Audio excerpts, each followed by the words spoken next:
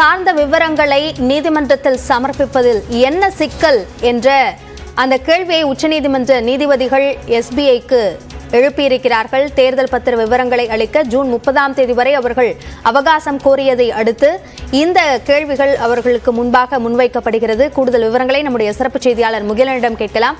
Mugilan, SBI தரப்புல என்னென்ன வாதம் முன்வைக்கப்படுகிறது, அதற்கு நீதிபதிகள் கேட்கக்கூடிய கேள்விகள் என்னென்னவாக இருக்கிறது?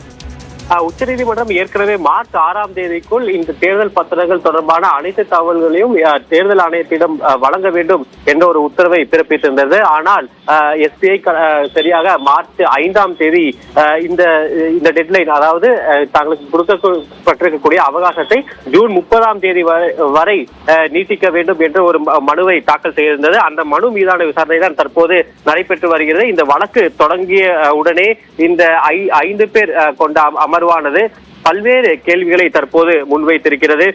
ஏற்கனவே அதாவது இந்த எஸ்பிஐக்கு ஆஜராக இருக்கக்கூடிய சால்வே அதாவது இந்த வங்கி சந்திக்கக்கூடிய பல பிரச்சனைகள் என்ன என்பதை அவர் அந்த அமர்வுக்கு விளக்குவதற்காக முயன்றார். ஆனால் உச்சநீதிமன்ற தலைமை நீதிபதி கடந்த 26 நாட்களில், அதாவது தீர்ப்பு கொடுக்கப்பட்டு 26 நாட்களில் குறைந்தது 10,000 அந்த தகவல்களை உங்களால் சேகரித்திருக்க முடியும், அது சேகரிக்கப்பட்டதா என்ற கேள்வியை உச்சநீதிமன்ற தலைமை நீதிபதி சந்திரசூட் முன்வைத்திருக்கிறார். அதே போல நீங்கள் ஏற்கனவே, அதாவது இந்த தேர்தல் பத்திரங்களை வாங்க வேண்டும் என்றால் அதுக்கான பிரத்யேக கேஒய்சி, அதாவது இப்போ நான் ஒரு தேர்தல் பத்திரத்தை வாங்குறேன்னா என்னோட தனிப்பட்ட தகவல்களை இந்த தனியா சமர்ப்பிக்கணும். சோ ஏற்கனவே உங்ககிட்ட ஒரு தனிநபர், அதாவது எந்த நிறுவனம் அந்த தேர்தல் பத்திரங்களை பெற்றார்களோ அவர்களோட பிரத்யேக தகவல்கள் உங்ககிட்ட இருக்கும். அதைய உடனே சரி செய்து, அதாவது கொலேட் பண்ணி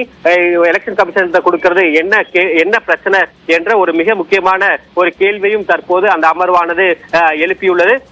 அதே போல மிக முக்கியமாக அந்த எஸ்பிஐ தரப்பிலிருந்து அந்த அசிஸ்டன்ட் ஜெனரல் மேனேஜர் அதாவது இந்த கான்ஸ்டிடியூஷனல் பெஞ்ச் கொடுத்த இந்த தீர்ப்பையே சில மாற்றங்கள் வேணும்னு ஒரு மனுவை தாக்கல் பண்ணியிருக்காரு.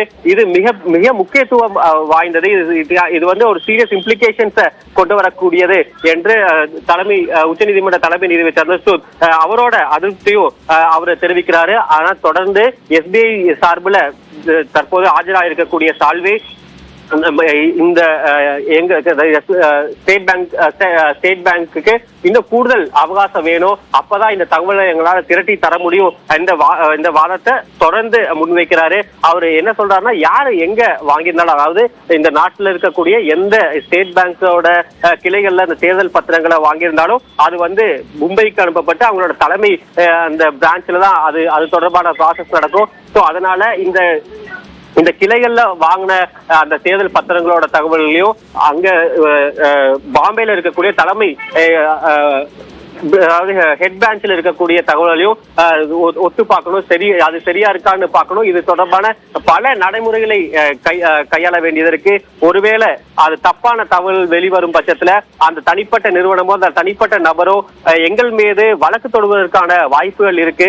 அதனால எங்களால எந்த வகையிலையும் ஒரு தப்பான தகவலை முன்வைத்திட முடியாது. இதையெல்லாம் சரிபார்ப்பதற்கு நீண்ட காலம் தேவைப்படுகிறது, நீண்ட ஒரு லாங் டியூரேஷன் தேவைப்படுது. அதனால எங்களுக்கு இன்னும் டைம் தேவைப்படுது, அதுக்கு எக்ஸ்டென்ஷன் பண்ணி வேணும் அப்படின்னு அவங்க கோரிக்கையை தொடர்ந்து சால்வே முன்வைக்கிறாரு. இந்த வழக்கு மீதான விவாதங்கள் தொடர்ந்து நடைபெற்று வருகிறது. தேர்தல் பத்திர விவகாரத்தில் இந்த தரவுகள் வெளியாகும் போது அது தேர்தலில் எதிரொலிக்குமா என்ற எதிர்பார்ப்பு இருந்த நிலையில் தற்போது எஸ்பிஐ தரப்பில் கூடுதல் அவகாசம் கோருகிறது. சார்ந்த பல கேள்விகளை நீதிபதிகள் அவர்களிடம் முன்வைத்து வருகிறார்கள். இது குறித்த விரிவான விவரங்களுக்கு நன்றி முகிலன்.